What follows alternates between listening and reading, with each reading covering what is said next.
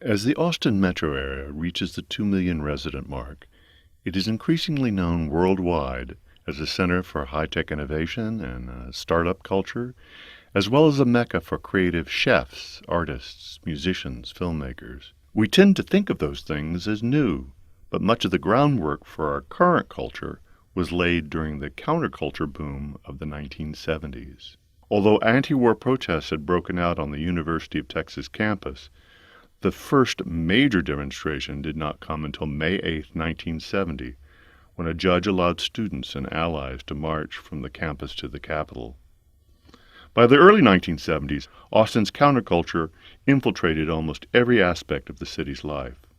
The Armadillo World Headquarters, an eclectic music venue that spanned almost exactly the decade, exemplified for many the meeting of what was then Old Austin and New Austin. Eventually, the same hippies who led the anti-war marches were elected to city council, and in 1975, former protest leader Jeff Friedman became mayor. People of color were taking control of the levers of power during a tense time when the city's high schools were integrated and Central East Austin experienced early outmigration. In a search for authenticity and wholesomeness, as well as a rebellion against the anti-drug regime, Austin's counterculture spawned scores of businesses and a startup culture that grew up alongside the first high-tech boom, led by the arrival of IBM in the late 60s. The latter brought not only new wealth, but also a different sort of corporate culture to Austin, with an emphasis on affirmative action, civic engagement, and philanthropy. Meanwhile, the first wave of a dining revolution took off.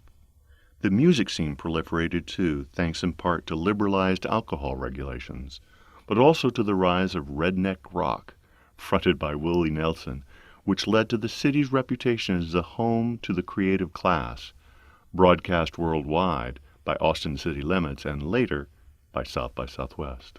In a very real sense, the fervent new Austin counterculture of the 1970s became the dominant culture. Austin voting patterns grew increasingly liberal. Although we still mourn the passing of some of those 1970s institutions, an enormous number are still with us. Ironically, the Keep Austin Weird campaign, started in the early years of this century, is like a rearguard action to preserve what was the frisky new Austin of the 1970s, posed against the equally energetic, newer Austin of the 2010s. It's too soon to know, as we reach a metro population of 2 million, where Austin's culture will go from here, but it's clear that much of what we are now found its inspiration in the 1970s.